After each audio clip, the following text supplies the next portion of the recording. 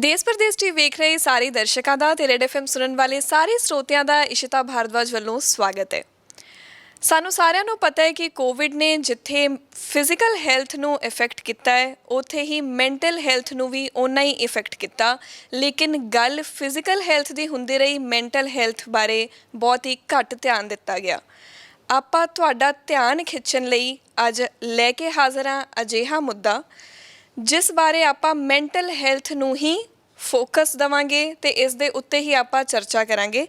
ਇਸ ਬਾਰੇ ਚਰਚਾ ਕਰਨ ਲਈ ਸਾਡੇ ਨਾਲ ਮਾਹਰ ਮੌਜੂਦ ਨੇ ਡਾਕਟਰ ਜਸਬੀਰ ਰਿਸ਼ੀ ਜੀ, ਜੋ ਬਹੁਤ ਹੀ ਸਾਲਾਂ ਤੋਂ ਮੈਂਟਲ ਹੈਲਥ ਉੱਤੇ ਚਾਨਣ ਪਾ ਰਹੇ ਨੇ। ਮੈਮ ਬਹੁਤ-ਬਹੁਤ ਸਵਾਗਤ ਤੁਹਾਡਾ। ਹਾਂਜੀ, ਥੈਂਕ ਯੂ ਇਸ਼ਤਾ। ਮੈਮ, ਜਿੱਥੇ ਫਿਜ਼ੀਕਲ ਹੈਲਥ ਨੂੰ ਇਫੈਕਟ ਕੀਤਾ ਉੱਥੇ ਮੈਂਟਲ ਹੈਲਥ ਨੂੰ ਵੀ। ਤੁਹਾਡੇ ਕੋਲ ਅਜਿਹੇ ਬਹੁਤ ਸਾਰੇ ਕੇਸਿਸ ਆਏ ਹੋਣੇ, ਉਸ ਬਾਰੇ ਜ਼ਰੂਰ ਸਾਡੇ ਦਰਸ਼ਕਾਂ ਨੂੰ ਦੱਸੋ। ਪਹਿਲੀ ਤਾਂ ਗੱਲ ਬਿਲਕੁਲ ਤੁਸੀਂ ਠੀਕ ਕਹੀ ਕਿ ਫਿਜ਼ੀਕਲ ਹੈਲਥ ਜਦੋਂ ਕੋਵਿਡ ਸ਼ੁਰੂ ਹੋਇਆ ਔਰ ਉਸ ਤੋਂ ਬਾਅਦ ਫਿਜ਼ੀਕਲ ਹੈਲਥ ਲੋਕਾਂ ਦੀ ਖਰਾਬ ਹੋਈ ਔਰ ਉਹਦੇ ਨਾਲ ਜਿਹੜਾ ਸੋਸ਼ਲ ਸਟਰਕਚਰ ਸੀ ਉਹ ਟੋਟਲੀ ਹਿੱਲ ਗਿਆ। ਯਾਨੀ ਕਿ ਲੋਕਡਾਊਨ ਲੱਗ ਗਏ, ਲੋਕਾਂ ਦੀ ਜਿਹੜੀ ਇੰਪਲੋਇਮੈਂਟ ਹੈ ਉਹਦਾ ਨੁਕਸਾਨ ਹੋਇਆ। ਬੱਚੇ ਜਿਹੜੇ ਆ ਸਕੂਲਾਂ 'ਚੋਂ, ਕਾਲਜਾਂ ਤੋਂ, ਯੂਨੀਵਰਸਿਟੀਆਂ ਤੋਂ ਘਰਾਂ ਦੇ ਵਿੱਚ ਬੈਠ ਕੇ ਫਾਈਨੈਂਸ਼ੀਅਲ ਡਿਫਿਕਲਟੀਜ਼ ਬਹੁਤ ਜ਼ਿਆਦਾ ਆ ਗਈਆਂ। ਜਿਹੜੇ ਲੋਕ ਇੰਟਰਨੈਸ਼ਨਲ ਟਰੈਵਲਰਸ ਇੱਕ ਦੂਜੀ ਕੰਟਰੀ 'ਚ ਗਏ ਹੋਏ ਸੀ ਉਹ ਉੱਥੇ ਦੇ ਉੱਥੇ ਫਸ ਕੇ ਰਹਿ ਗਏ ਅਤੇ ਉਹਦੇ ਨਾਲ ਇਹ ਹੋਇਆ ਕਿ ਲੋਕਾਂ ਦੇ ਵਾਸਤੇ ਇੱਕਦਮ ਸ਼ੌਕਿੰਗ ਸੀ ਇਹ ਸਭ ਕੁਛ ਕਿ ਇਹ ਕਿਵੇਂ ਹੋ ਗਿਆ। ਔਰ ਉਹਦੇ ਲਈ ਸਭ ਤੋਂ ਵੱਡੀ ਗੱਲ ਹੈ ਕਿ ਪ੍ਰੈਪੇਅਰਡ ਨਹੀਂ ਸੀ ਲੋਕ, ਮਾਨਸਿਕ ਤੌਰ 'ਤੇ ਤਿਆਰ ਹੀ ਨਹੀਂ ਸੀ ਕਿ ਇਹ ਕੁਛ ਹੋ ਸਕਦਾ ਹੈ। ਔਰ ਜਿਵੇਂ ਹੋਇਆ ਔਰ ਉਸ ਤੋਂ ਬਾਅਦ ਬਹੁਤ ਸਾਰੇ ਕੇਸਿਸ ਜਿਹੜੇ ਆਉਣੇ ਸ਼ੁਰੂ ਹੋਏ।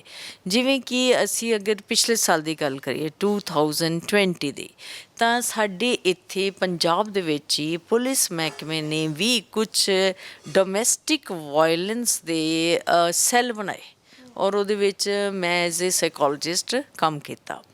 ਉਹਦੇ 'ਚ ਕਿਸ ਤਰ੍ਹਾਂ ਦੇ ਕੇਸ ਸਾਡੇ ਸਾਹਮਣੇ ਆਏ ਡੋਮੈਸਟਿਕ ਵਾਇਲੈਂਸ ਦੇ, ਜਿਵੇਂ ਕਿ ਹਸਬੈਂਡ ਬਾਹਰਲੀ ਕੰਟਰੀ ਤੋਂ ਆਇਆ ਔਰ ਉਹ ਇੱਥੇ ਸਟਰਕਅਪ ਹੋ ਗਿਆ ਔਰ ਡਾਟਰ ਇਨ ਲਾਅ ਇੱਥੇ ਹੀ ਰਹਿ ਰਹੀ ਹੈ। ਉਹਦੀ ਪਹਿਲਾਂ ਹੀ ਆਪਣੀ ਮਦਰ ਇਨ ਲਾਅ ਦੇ ਨਾਲ ਬਹੁਤ ਜ਼ਿਆਦਾ ਇਕੁਏਸ਼ਨ ਨਹੀਂ ਹੈ ਅਤੇ ਉਹ ਜਦੋਂ ਹਸਬੈਂਡ ਵੀ ਇੱਥੇ ਸਟਰਕਅਪ ਹੋ ਗਿਆ ਫੋਰ ਐਗਜ਼ਾਮਪਲ, ਅਤੇ ਉਹਦੀ ਫਰਸਟ੍ਰੇਸ਼ਨ ਇੰਨੀ ਜ਼ਿਆਦਾ ਵੱਧ ਗਈ, ਉਹਦੀ ਉੱਥੇ ਜੋਬ ਦਾ ਸਿਨੈਰੀਓ ਖਰਾਬ ਹੋ ਗਿਆ। ਇੱਥੇ ਜਿਹੜੀ ਵਾਈਫ ਹੈ ਉਹ ਸਾਰੇ ਘਰ ਦੇ ਵਿੱਚ ਜਿਹੜੀ ਇੱਕ ਡਿਫਰੈਂਸ ਆਫ ਓਪੀਨੀਅਨ ਹੈ ਉਹ ਘਰਾਂ ਦੇ ਅੰਦਰ ਜਿਹੜੀਆਂ ਉਹ ਇੱਕਦਮ ਕ੍ਰਾਈਸਿਸ ਵਰਗੀ ਸਿਚੁਏਸ਼ਨ ਪਹੁੰਚ ਗਈ। ਉਹ ਜਿਹੜੀ ਲੜਕੀ ਹੈ ਉਹ ਕਹਿ ਰਹੀ ਹੈ ਕਿ ਮੈਂ ਕੁਛ ਬਿਊਟੀ ਪਾਰਲਰ ਦਾ ਕੰਮ ਕਰਨਾ, ਮਦਰ ਇਨ ਲਾਅ ਕਰਨ ਨਹੀਂ ਦੇ ਰਹੀ, ਅਤੇ ਜਿਹੜਾ ਹਸਬੈਂਡ ਆਇਆ ਸੀ ਉਹਨੂੰ ਲੱਗਿਆ ਕਿ ਆਹ ਕੀ ਹੈ। ਅਤੇ ਜਿੱਥੇ ਉਹ ਲੜਕੀ ਮੈਂਟਲ ਲੈਵਲ ਦੇ ਉੱਤੇ ਹਰਾਸ ਹੋਈ, ਉੱਥੇ ਉਹ ਵਿਅਕਤੀ ਜਿਹੜਾ ਇੱਥੇ ਆ ਕੇ ਸਟਰਕਅਪ ਹੋ ਗਿਆ ਉਹ ਬਹੁਤ ਹੀ ਜ਼ਿਆਦਾ ਮੈਂਟਲੀ ਹਰਾਸ ਹੋਏ ਕੁਛ ਲੋਕ। ਅਤੇ ਉਹਨਾਂ ਦੀ ਫਿਰ ਕਾਉਂਸਲਿੰਗ ਕਰਨੀ, ਕਿਵੇਂ ਉਹਨਾਂ ਦੇ ਨਾਲ ਸਾਰੀ ਸੈਟਲਮੈਂਟ ਕਰਨੀ। ਇਸ ਤੋਂ ਇਲਾਵਾ ਜਿਹੜੀ ਵੱਡੀ ਪ੍ਰੋਬਲਮ ਆਈ ਕਿ ਜਦੋਂ ਬੱਚੇ ਘਰਾਂ ਦੇ ਵਿੱਚ ਬੈਠ ਗਏ ਅਤੇ ਪੇਰੈਂਟਸ ਜਿਹੜੇ ਸੀ ਨਹੀਂ ਤਾਂ ਉਹਨਾਂ ਨੂੰ ਸਵੇਰੇ ਸਕੂਲ 'ਚ ਭੇਜ ਦਿੰਦੇ ਸੀ, ਉਹ ਥੋੜ੍ਹੇ ਰਾਹਤ ਵਿੱਚ ਮਹਿਸੂਸ ਕਰਦੇ ਸੀ। ਇਹਨਾਂ ਨੂੰ ਸਮਝ ਹੀ ਨਹੀਂ ਆ ਰਹੀ ਬੱਚਿਆਂ ਨੂੰ ਕਿਵੇਂ ਹੈਂਡਲ ਕਰਨਾ, ਸਾਰਾ ਦਿਨ ਕਿਵੇਂ ਬਿਤਾਉਣਾ ਹੈ। ਇਸ ਤੋਂ ਬਾਅਦ ਫਿਰ ਈਟਿੰਗ ਦੀ ਪ੍ਰੋਬਲਮ ਆ ਗਈ। ਬੱਚੇ ਬਾਹਰ ਦਾ ਜੰਕ ਫੂਡ ਉਦੋਂ ਬੜਾ ਖਾਂਦੇ ਸੀ, ਫਿਰ ਇਹਨਾਂ ਨੂੰ ਘਰਾਂ ਦੇ ਵਿੱਚ ਹੀ ਇਹਨਾਂ ਨੇ ਬਣਾਉਣੇ ਸ਼ੁਰੂ ਕਰਤੇ। ਉਹਦੇ ਨਾਲ ਓਬੈਸਿਟੀ ਜਿਹੜੀ ਹੈ, ਮੋਟਾਪਾ ਬਹੁਤ ਜ਼ਿਆਦਾ ਲੋਕਾਂ ਦੇ ਵਿੱਚ ਵਧਿਆ, ਬੱਚਿਆਂ ਦੇ ਵਿੱਚ ਵਧਿਆ, ਬੱਚਿਆਂ ਦੀ ਜਿਹੜੀ ਆਊਟਗੋਇੰਗ ਐਕਟੀਵਿਟੀ ਘੱਟ ਗਈ। ਅਤੇ ਇਹ ਸਾਰਾ ਕੁਛ ਕਰਦੇ ਕਰਦੇ ਜਿਹੜੀ ਇੱਕ ਆਈਸੋਲੇਸ਼ਨ ਵਾਲੀ ਸਥਿਤੀ ਹੈ ਜਾਪਾਨ ਦੇ ਵਿੱਚ, ਫਿਰ ਤੁਹਾਨੂੰ ਪਤਾ ਹੋਏਗਾ ਕਿ ਇੱਕ ਫਿਰ ਪੂਰੀ ਮਿਨਿਸਟਰੀ ਕ੍ਰੀਏਟ ਕੀਤੀ ਗਈ ਜਿਹੜੀ ਕਿ ਐਲੀਨੇਸ਼ਨ ਨਾਲ ਡੀਲ ਕਰੇਗੀ, ਇਕੱਲੇਪਨ ਦੇ ਨਾਲ ਡੀਲ ਕਰੇਗੀ। ਵਿਅਕਤੀ ਜਿਹੜਾ ਹੈ ਉਹ ਬਹੁਤ ਜ਼ਿਆਦਾ ਇਕੱਲਾ ਮਹਿਸੂਸ ਹੋ ਗਿਆ। ਜਿਹੜਾ ਉਹਦਾ ਸੋਸ਼ਲ ਪੀਅਰ ਗਰੁੱਪ ਸੀ, ਜਿੱਥੋਂ ਫਰੈਂਡਲੀ ਸਰਕਲ ਸੀ, ਜਿਹੜਾ ਉਹ ਘਰਾਂ ਤੋਂ ਸੈਟਿਸਫੈਕਸ਼ਨ ਨਹੀਂ ਲੈਂਦਾ, ਫੈਮਿਲੀ ਤੋਂ ਨਹੀਂ ਲੈਂਦਾ, ਫਰੈਂਡਸ ਤੋਂ ਲੈਂਦਾ, ਉਹ ਉਹਨੂੰ ਨਹੀਂ ਸੀ ਮਿਲ ਰਹੀ। ਅਤੇ ਉਹ ਜਿਹੜੇ ਹੈ ਬਹੁਤ ਸਾਰੇ ਨੌਜਵਾਨ ਬੱਚੇ, ਬਹੁਤ ਸਾਰੇ ਲੋਕ ਜਿਹੜੇ ਹੈ ਉਹ ਘਰਾਂ ਦੇ ਵਿੱਚ ਸਟਰਕਅਪ ਹੋ ਗਏ। ਔਰ ਇੱਕ ਤੋਂ ਵੀ ਵੱਡੀ ਗੱਲ ਇਹ ਹੋਈ ਕਿ ਜਿਹੜੀ ਇੱਕ ਸਪੇਸਿੰਗ ਹੁੰਦੀ ਨਾ ਆਪਸ ਦੇ ਵਿੱਚ, ਰਿਸ਼ਤਿਆਂ ਦੇ ਵਿੱਚ ਇੱਕ ਜਗ੍ਹਾ ਹੁੰਦੀ ਹੈ ਜਿਹਦੇ 'ਚ ਇੱਕ ਬੰਦੇ ਦੀ ਆਜ਼ਾਦੀ ਹੁੰਦੀ, ਇੰਡੀਪੈਂਡੈਂਸ ਹੁੰਦੀ ਹੈ, ਉਹ ਘੱਟ ਗਈ।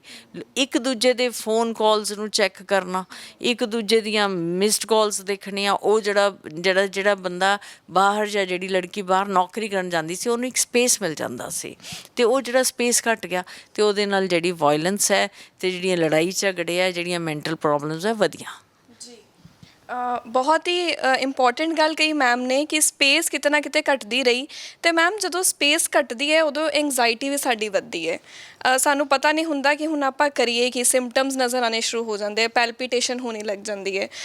ਇਹਦੇ ਲਈ ਆਪਾਂ ਕੀ ਹੱਲ ਕਰ ਸਕਦੇ ਹਾਂ? ਅਜਿਹੀਆਂ ਕਿਹੜੀ ਐਕਸਰਸਾਈਜ਼ਸ ਆਪਾਂ ਆਪਣੇ ਲਈ ਕਰ ਸਕਦੇ ਹਾਂ ਘਰ ਬੈਠੇ ਹੋਏ? ਦੇਖੋ, ਬਿਲਕੁਲ ਤੁਸੀਂ ਠੀਕ ਕਹਿ ਰਹੇ ਹੋ, ਐਂਗਜ਼ਾਇਟੀ ਵਧੇਗੀ, ਡਿਪਰੈਸ਼ਨ ਵਧੇਗਾ। ਡਿਪਰੈਸ਼ਨ, ਐਂਗਜ਼ਾਇਟੀ ਦੀਆਂ ਪ੍ਰੋਬਲਮਸ ਇਹਨਾਂ ਦਿਨਾਂ 'ਚ ਬਹੁਤ ਹੋਈਆਂ। ਸਿਰਫ ਕੋਵਿਡ ਨਹੀਂ, ਜਦੋਂ ਪਹਿਲਾਂ ਵੀ ਸਾਰਸ ਵਗੈਰਾ ਵੀ ਆਏ, ਉਦੋਂ ਵੀ ਜਦੋਂ ਵੀ ਇਹ ਪੈਂਡੈਮਿਕਸ ਆਏ, ਉਦੋਂ ਜਿਹੜੀਆਂ ਮੈਂਟਲ ਪ੍ਰੋਬਲਮਸ ਆ ਵਧੀਆਂ, ਸੁਸਾਈਡ ਰੇਟ ਵਧਿਆ, ਫਾਈਨੈਂਸ਼ੀਅਲ ਪ੍ਰੋਬਲਮਸ ਕਰਕੇ ਪ੍ਰੋਬਲਮਸ ਵਧੀਆਂ। ਹੁਣ ਤੁਸੀਂ ਪੁੱਛ ਰਹੇ ਹੋ ਕਿ ਜੇ ਐਂਗਜ਼ਾਇਟੀ ਵੱਧ ਰਹੀ ਹੈ ਜਾਂ ਬੰਦੇ ਦਾ ਡਿਪਰੈਸ਼ਨ ਵੱਧ ਰਿਹਾ ਅਤੇ ਜਾਂ ਉਹਨੂੰ ਮੈਂਟਲ ਹੈਲਥ ਪ੍ਰੋਬਲਮਸ ਆ ਰਹੀਆਂ। ਅੱਛਾ, ਇੱਕ ਮੈਂ ਦੱਸਣਾ, ਐਡਿਕਸ਼ਨ ਬਹੁਤ ਵਧੀ। ਐਡਿਕਸ਼ਨ ਬਹੁਤ ਵਧੀ। ਜਿਹੜੇ ਐਲਕੋਹਲਿਕ ਸੀ ਉਹ ਬਹੁਤ ਹੀ ਐਲਕੋਹਲ ਪੀਣ ਲੱਗ ਗਏ। ਔਰ ਬੇਸ਼ੱਕ ਤੁਹਾਨੂੰ ਪਤਾ ਹੈ ਕਿ ਲੋਕਡਾਊਨ ਸੀ, ਲੱਗ ਰਿਹਾ ਸੀ ਕਿ ਨਸ਼ਾ ਨਹੀਂ ਮਿਲ ਰਿਹਾ, ਪਰ ਜਿੱਦਾਂ ਹੀ ਥੋੜ੍ਹਾ ਜਿਹਾ ਲੋਕਡਾਊਨ ਖੁੱਲ੍ਹਿਆ ਅਤੇ ਮੈਕਸੀਮਮ ਜਿਹੜੀ ਸ਼ਿਪਮੈਂਟ ਗਲੋਬਲ ਲੈਵਲ 'ਤੇ ਸਾਰੇ ਵਰਲਡ ਦੇ ਵਿੱਚ ਹੋਈ ਆ, ਉਹ ਨਸ਼ੇ ਦੀ ਹੋਈ ਹੈ।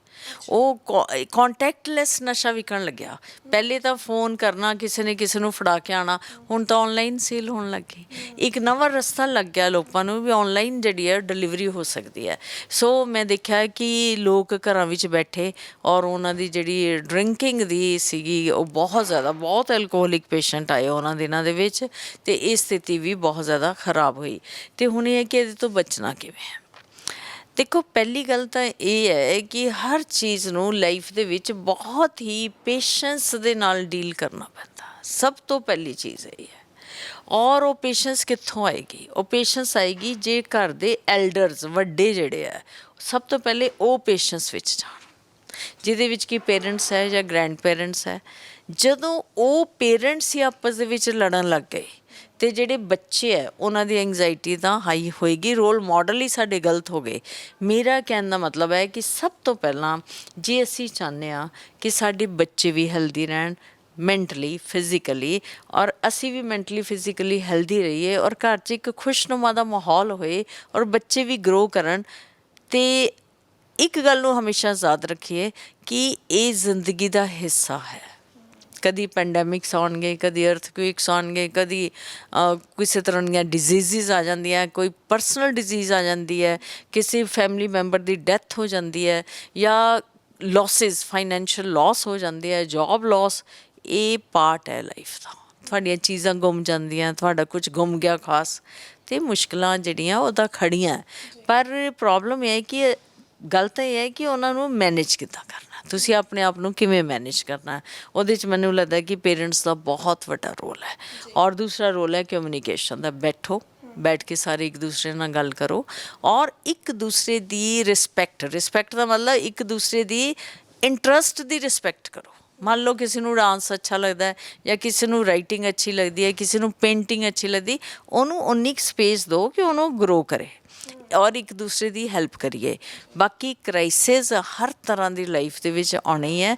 ਉਹਦੇ ਵਿੱਚ ਜਿਹੜੇ ਵੱਡੇ ਹੈ ਘਰ ਦੇ ਵਿੱਚ, ਪੇਰੈਂਟਸ ਜਿਹੜੇ ਆ, ਉਹ ਬਹੁਤ ਅੱਛਾ ਰੋਲ ਪਲੇ ਕਰ ਸਕਦੇ ਆ ਆਪਸ ਵਿੱਚ ਫਰੈਂਡਲੀ ਰਹਿ ਕੇ। ਔਰ ਉਹਦੇ ਲਈ ਮੈਂ ਫਿਰ ਕਹਿ ਰਹੀ ਹਾਂ ਕਿ ਮਿਹਨਤ ਕਰਨੀ ਪੈਂਦੀ ਹੈ। ਇੱਕ ਘਰ ਨੂੰ ਵਧੀਆ ਤਰੀਕੇ ਦੇ ਨਾਲ ਚਲਾਉਣਾ, ਉਹਦੇ ਲਈ ਤੁਹਾਨੂੰ, ਜਾਂ ਆਪਣੀ ਲਾਈਫ ਨੂੰ ਵਧੀਆ ਚਲਾਉਣਾ, ਅਤੇ ਇੱਦਾਂ ਨਹੀਂ ਹੈ ਕਿ ਤੁਸੀਂ ਛੱਡ ਦਿਓ ਆਪਣੇ ਆਪ ਨੂੰ ਅਤੇ ਮੇਰਾ ਡਿਪਰੈਸ਼ਨ ਰਿਮੂਵ ਹੋ ਜਾਏ। ਨੋ, ਡਿਪਰੈਸ਼ਨ ਆਏਗਾ, ਐਂਗਜ਼ਾਇਟੀ ਆਏਗੀ। ਸਾਨੂੰ ਆਪਣੀ ਜ਼ਿੰਦਗੀ ਨੂੰ ਬਹੁਤ ਪਲੈਨਡ, ਬਹੁਤ ਡਿਸਿਪਲਨ, ਔਰ ਬਹੁਤ ਹੀ ਪੋਜ਼ੀਟਿਵ ਇਮੋਸ਼ਨਸ ਦੇ ਨਾਲ ਚਲਾਉਣਾ ਚਾਹੀਦਾ। ਸਾਨੂੰ ਪਤਾ ਹੈ ਕਿ ਔਨਲਾਈਨ ਕਲਾਸਿਸ ਦਾ ਦੌਰ ਹੁਣ ਆ ਗਿਆ ਹੈਗਾ, ਜਿੱਥੇ ਬੱਚੇ ਸਕੂਲ ਜਾਂਦੇ ਸੀਗੇ ਹੁਣ ਉਹ ਘਰ ਬਹਿ ਕੇ ਪੜ੍ਹਨ ਲੱਗ ਗਏ। ਟੀਚਰ ਦੇ ਨਾਲ ਵੀ 1-to-1 ਕਮਿਊਨੀਕੇਸ਼ਨ ਨਹੀਂ ਰਿਹਾ। ਅਤੇ ਜੇ ਘਰ ਦੇ ਵਿੱਚ ਬੱਚੇ ਕੁਛ ਅਜਿਹਾ ਫੀਲ ਕਰ ਰਹੇ ਅਤੇ ਆਪਣੇ ਪੇਰੈਂਟਸ ਨੂੰ ਦੱਸਦੇ ਕਿ ਅੱਜ ਮੇਰਾ ਮਨ ਨਹੀਂ ਹੈਗਾ, ਜਾਂ ਮੈਂ ਦੁਖੀ ਫੀਲ ਕਰ ਰਹੀ ਹਾਂ, ਜਾਂ ਆਪਣੇ ਮੂਡਸ ਜਦੋਂ ਦੱਸਦੇ ਪੇਰੈਂਟਸ ਨੂੰ, ਅਤੇ ਉਹ ਕਹਿ ਦਿੰਦੇ ਹੈਗੇ ਕਿ ਇਹ ਤਾਂ ਐਵੇਂ ਹੀ ਬੋਲ ਰਿਹਾ ਹੈ, ਜਾਂ ਡਾਂਟ ਦਿੰਦੇ ਹੈਗੇ ਉਹਨੂੰ ਅੱਗਿਓਂ। ਤੁਹਾਡੇ ਮੁਤਾਬਿਕ ਮੈਮ ਕਿਤੇ ਨਾ ਕਿਤੇ ਹੱਲੇ ਵੀ ਮੈਂਟਲ ਹੈਲਥ ਸਟਿਗਮਾ ਹੈਗੀ ਹੈ? ਦੇਖੋ, ਮੈਂਟਲ ਹੈਲਥ ਬਹੁਤ ਵੱਡਾ ਸਟਿਗਮਾ ਹੈ, ਇਹਦੇ 'ਚ ਕੋਈ ਸ਼ੱਕ ਨਹੀਂ। ਦੂਸਰਾ ਮੈਂ ਇਹ ਵੀ ਕਹਿਣਾ ਚਾਹੁੰਦੀ ਕਿ ਓਵਰ ਇੰਟਰਫੇਰੈਂਸ ਜਿਹੜੀ ਪੇਰੈਂਟਸ ਦੀ ਉਹ ਠੀਕ ਨਹੀਂ। ਫੋਰ ਐਗਜ਼ਾਮਪਲ, ਇੱਕ ਮੈਨੂੰ ਫੋਨ ਆਇਆ ਕਿ ਜੀ ਮੇਰੀ ਬੱਚੀ ਪੜ੍ਹ ਰਹੀ ਹੈ, ਉਹ ਹੈਲਿਕਸ ਦੀ ਕਲਾਸ ਲਗਾ ਰਹੀ ਹੈ, ਮੈਡੀਕਲ ਉਹਨੇ ਕਰਨਾ ਹੈ, ਲੇਕਿਨ ਮੈਂ ਦੇਖਿਆ ਜਾ ਕੇ ਉਹ ਫੋਨ 'ਤੇ ਉਹਨੇ ਇੰਸਟਾਗ੍ਰਾਮ ਖੋਲ੍ਹਿਆ ਹੋਇਆ ਸੀ। ਠੀਕ ਹੈ, ਤੇ ਜਿਹੜੀ ਮਦਰ ਹੈ ਉਹ ਉਹਨੂੰ ਇੰਨਾ ਜ਼ਿਆਦਾ ਡਾਂਟ ਰਹੀ ਹੈ, ਦੋਨਾਂ ਦੀ ਆਪਸ ਵਿੱਚ ਬੜੀ ਬੁਰੀ ਤਰ੍ਹਾਂ ਲੜਾਈ ਹੋ ਰਹੀ ਹੈ, ਇੰਨੀ ਜ਼ਿਆਦਾ ਕਿ ਲੜਾਈ ਕਿ ਦੋਨੋਂ ਪੜ੍ਹੇ, ਉਹ ਵੀ ਲੜਕੀ ਬੜੀ ਅੱਛੀ ਹੈ, ਮਦਰ ਬੜੀ ਐਜੂਕੇਟਿਡ ਹੈ, ਬਟ ਦੋਨੋਂ ਵਾਇਲੈਂਟ ਹੋ ਗਏ ਇੱਕ ਦੂਜੇ 'ਤੇ ਇਸ ਲੈਵਲ ਤੇ। ਕਿਉਂਕਿ ਬੱਚੇ ਵਾਇਲੈਂਟ ਹੋਣਗੇ ਜੇ ਤੁਸੀਂ, ਅਗਰ ਬੱਚੇ ਨੇ ਪੜ੍ਹਦੇ ਇੰਸਟਾਗ੍ਰਾਮ ਖੋਲ੍ਹ ਲਿਆ ਔਰ ਤੁਸੀਂ ਜਾ ਕੇ ਉੱਥੇ ਦੇਖ ਵੀ ਲਿਆ, ਤੇ ਤੁਹਾਨੂੰ ਇੰਨਾ ਜ਼ਿਆਦਾ ਰਿਐਕਟ ਕਰਨ ਦੀ ਲੋੜ ਨਹੀਂ ਹੈ। ਠੀਕ ਹੈ। ਤੇ ਰਿਐਕਸ਼ਨ ਜਿਹੜੇ ਆ ਨਾ, ਤੁਹਾਡੀ ਸੁਪਰਵਿਜ਼ਨ ਤਾਂ ਹੋਣੀ ਚਾਹੀਦੀ ਹੈ। ਤੁਸੀਂ ਕਿਸੇ ਵੇਲੇ ਉਹ ਬੱਚੇ ਨਾਲ ਚਾਹ ਪੀਂਦੇ ਜਾਂ ਖਾਣਾ ਖਾਂਦੇ ਉਹਨੂੰ ਕਹਿ ਸਕਦੇ ਹੋ ਵੀ ਤੂੰ, ਮੈਂ ਤੇਰੇ ਕੋ ਦੇਖ ਲਿਆ ਥਾ ਵੀ ਤੂਨੇ ਇਹ ਖੋਲਾ ਹੁਆ ਥਾ, ਠੀਕ ਹੈ। ਉਹ ਇੱਕ ਅੱਛਾ ਜਿਹਾ ਤਰੀਕਾ ਹੈ ਕਨਵੇ ਕਰਨ ਦਾ। ਜੇ ਤੁਸੀਂ ਉੱਥੇ ਜਾ ਕੇ ਉਹਨੂੰ ਡਾਂਟੋਗੇ, ਲੜੋਗੇ ਉਹਦੇ ਨਾਲ, ਤੇ ਫਿਰ ਕਿਉਂਕਿ ਤੁਸੀਂ ਵੀ ਫਰਸਟ੍ਰੇਟਡ ਬੈਠੇ ਹੋ, ਘਰਾਂ ਦੇ ਵਿੱਚ ਮੁਸ਼ਕਿਲ ਆ ਰਹੀ ਹੈ, ਤੇ ਉਹ ਦੋਨੋਂ ਜਿਹੜੇ ਹੈ, ਇਸ ਕਰਕੇ ਜਿਹੜੀ ਘਰਾਂ ਦੇ ਵਿੱਚ ਵਾਇਲੈਂਸ ਵੱਧਦੀ ਹੈ। ਸਾਨੂੰ ਵੱਡਿਆਂ ਨੂੰ ਉਸ ਵੇਲੇ ਬਹੁਤ ਪੇਸ਼ੈਂਸ ਰੱਖਣੀ ਚਾਹੀਦੀ ਹੈ। ਤੇ ਮੈਮ, ਜੇ ਛੋਟੇ ਬੱਚੇ ਅੱਜ ਕੱਲ੍ਹ ਫੋਨ 'ਤੇ ਆ ਗਏ ਹੈਗੇ ਆ, ਇੰਸਟਾਗ੍ਰਾਮ 'ਤੇ ਰੀਲਸ ਆ ਗਈਆਂ ਹੈਗੀਆਂ, ਤੇ ਮਦਰਸ ਨੂੰ ਬੜਾ ਹੁੰਦਾ ਹੈ ਕਿ ਇਹ ਹੁਣ ਪੜ੍ਹਨਗੇ ਜਾਂ ਕਿਵੇਂ ਕਰਨਗੇ, ਕਿਉਂਕਿ 5 ਸਾਲ ਤੋਂ ਥੱਲੇ ਦੇ ਬੱਚੇ ਵੀ ਆਨਲਾਈਨ ਕਲਾਸਿਸ ਲਗਾ ਰਹੇ ਨੇ, ਉਹਨਾਂ ਨੂੰ ਕਿਵੇਂ ਕੰਟਰੋਲ ਰੱਖਣ ਪੇਰੈਂਟਸ? ਦੇਖੋ, ਮੁਸ਼ਕਿਲ ਇਸ ਵੇਲੇ ਬਹੁਤ ਜ਼ਿਆਦਾ ਆਈ ਹੈ, ਬਹੁਤ ਵੱਡੀ ਮੁਸ਼ਕਿਲ ਆਈ ਹੈ, ਕਿਉਂਕਿ ਹਰ ਬੱਚੇ ਦੇ ਹੱਥ ਵਿੱਚ ਆਈਪੈਡ ਹੈ, ਹਰ ਬੱਚੇ ਦੇ ਹੱਥ ਦੇ ਵਿੱਚ ਫੋਨ ਹੈ। ਹੁਣ ਇਹਦੇ ਵਿੱਚ ਤਾਂ ਇਹ ਹੈ ਕਿ ਅਸੀਂ ਕੰਟਰੋਲ ਨਹੀਂ ਕਰ ਸਕਦੇ। ਅਸੀਂ ਸਿਰਫ ਉਹਨਾਂ ਨੂੰ ਗਾਈਡਲਾਈਨਸ ਦੇ ਸਕਦੇ ਹਾਂ ਕਿ ਇਹਦੇ ਨਾਲ ਤੇਰੀ ਹੈਲਥ ਖਰਾਬ ਹੋਏਗੀ, ਜਾਂ ਅਸੀਂ ਕੁਛ ਇਨਸੈਂਟਿਵਸ ਰੱਖ ਸਕਦੇ ਹਾਂ ਕਿ ਤੂੰ ਇੰਨੀ ਦੇਰ ਫੋਨ ਨਹੀਂ ਚਲਾਏਂਗਾ। ਪਰ ਉਹਦੇ ਲਈ ਤੁਹਾਨੂੰ ਬਹੁਤ ਤਰੀਕੇ ਨਾਲ, ਜੇ ਤੁਸੀਂ ਸੋਚੋਗੇ ਕਿ ਜ਼ਬਰਦਸਤੀ ਉਹਨੂੰ ਰੋਕ ਲਈਏ ਤੇ ਉਹ ਨਹੀਂ ਰੁਕਣਾ। ਉਹਦੇ ਲਈ ਇੱਕ ਤਰੀਕਾ ਬਣਾਉਣਾ ਹੋਏਗਾ। ਉਸ ਬੱਚੇ ਨਾਲ ਬੈਠੋ, ਤੁਸੀਂ ਬੱਚੇ ਬੈਠ ਕੇ ਘਰ ਦੇ ਵਿੱਚ, ਪੇਰੈਂਟਸ ਬੈਠ ਕੇ ਇੱਕ ਪ੍ਰੋਪਰ ਪਲੈਨਿੰਗ ਬਣਾ ਲਓ, ਪ੍ਰੋਪਰ ਪਲੈਨਿੰਗ ਬਣਾਓ, ਔਰ ਉਹਨਾਂ ਦੀ ਫੋਨ ਦੇ ਵਿੱਚ ਹੀ ਉਹਨਾਂ ਦਾ ਪੂਰਾ ਰੂਟੀਨ ਬਣਾ ਦਿਓ ਤੁਸੀਂ ਕਿ ਸਵੇਰੇ ਤੂੰ 7 ਵਜੇ ਉੱਠ ਰਿਹਾ ਜਾਂ 6 ਵਜੇ ਉੱਠ ਰਿਹਾ, 6:30 ਤੱਕ ਐਕਸਰਸਾਈਜ਼ ਹੈ, ਇੰਨੇ ਵਜੇ ਇਹ ਹੈ, ਤਾਂ ਕਿ ਬੱਚੇ ਨੂੰ ਕਹੋ ਓਕੇ ਤੂੰ ਇਹਨੂੰ ਫੋਲੋ ਕਰ, ਤੇ ਉਹਦੇ ਨਾਲ ਤਾਂ ਉਹ ਕੁਛ ਕਰੇਗਾ। ਪਰ ਇੰਪੋਜ਼ ਕਰਕੇ ਨਾ ਟਾਈਮ ਟੇਬਲ ਬਣਾਓ, ਫਿਰ ਨਹੀਂ ਉਹਨੇ ਮੰਨਣਾ। ਤੁਸੀਂ ਗਾਈਡ ਜ਼ਰੂਰ ਕਰੋ, ਪਰ ਉਹਨੂੰ ਆਪਣੀ ਪਾਰਟੀਸਪੇਸ਼ਨ ਕਰ ਲੈਣ ਦਿਓ, ਉਹਨੂੰ ਉਹਦੇ ਨਾਲ ਬੈਠ ਕੇ ਬਣਾਓ। ਉਹਨੂੰ ਕੀ ਚੰਗਾ ਲੱਗਦਾ ਉਹ ਵੀ ਵਿੱਚ ਪਾ ਲਓ ਥੋੜ੍ਹਾ, ਤਾਂ ਕਿ ਉਹਨੂੰ ਲੱਗੇ ਮੇਰਾ ਵੀ ਮੰਨਿਆ ਗਿਆ। ਅਤੇ ਇਸ ਤਰ੍ਹਾਂ ਸਾਨੂੰ ਇਹ ਬਹੁਤ ਡਿਫੀਕਲਟ ਫੇਜ਼ ਹੈ, ਲੇਕਿਨ ਪੇਸ਼ੈਂਸ ਦੇ ਨਾਲ ਔਰ ਬੱਚਿਆਂ ਦੀ ਸਹਿਮਤੀ ਦੇ ਨਾਲ ਆਪਾਂ ਨਿਕਲ ਸਕਦੇ ਹਾਂ। ਜਸਬੀਰ ਜੀ, ਤੁਸੀਂ ਕਿਹਾ ਕਿ ਨਸ਼ੇ ਵੀ ਬਹੁਤ ਵੱਧ ਗਏ ਹੁਣ ਇਸ ਦੇ ਚਲਦਿਆਂ, ਕਿਤੇ ਨਾ ਕਿਤੇ ਤੁਸੀਂ ਸਰਕਾਰਾਂ ਨੂੰ ਦੋਸ਼ੀ ਮੰਨਦੇ ਹੋ ਇਸ ਦੇ ਚਲਦਿਆਂ?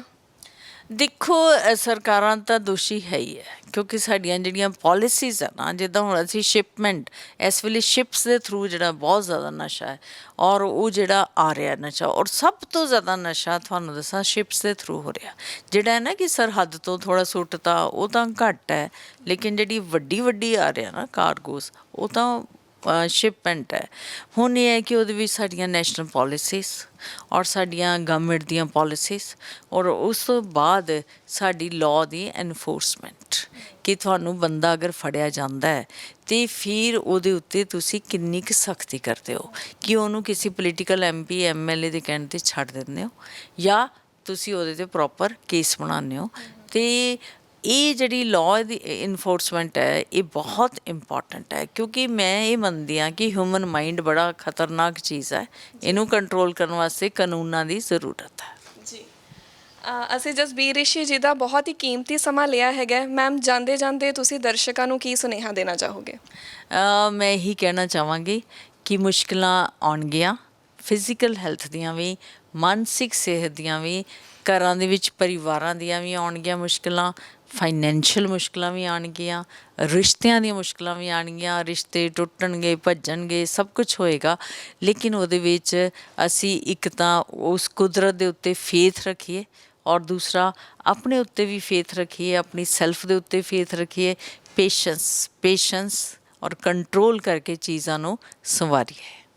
Thank you so much ma'am, thank you. Okay, thank you so much. ਉਮੀਦ ਹੈ ਜੀ ਤੁਹਾਨੂੰ ਜਿਹੜੀ ਵੀ ਅੱਜ ਅਸੀਂ ਇਨਫੋਰਮੇਸ਼ਨ ਤੁਹਾਡੇ ਨਾਲ ਸਾਂਝੀ ਕੀਤੀ ਉਹ ਫਾਇਦੇਮੰਦ ਲੱਗੀ ਹੋਏਗੀ। ਇਸ ਨੂੰ ਆਪਣੀ ਜ਼ਿੰਦਗੀ ਦੇ ਵਿੱਚ ਤੁਸੀਂ ਜ਼ਰੂਰ ਅਪਣਾਉਣਾ ਹੈਗਾ। ਹੋਰ ਅਜਿਹੀਆਂ ਰਿਪੋਰਟਸ ਲੈ ਕੇ ਆਪਾਂ ਹਾਜ਼ਰ ਹੁੰਦੇ ਰਹਿਣਾ। ਤਦ ਤੱਕ ਲਈ ਮੈਨੂੰ ਇਸ਼ਿਤਾ ਭਾਰਦਵਾਜ ਨੂੰ ਦਿਓ ਇਜਾਜ਼ਤ। ਤੁਸੀਂ ਦੇਖਦੇ ਰਹੋ ਦੇਸ ਪਰਦੇਸ TV।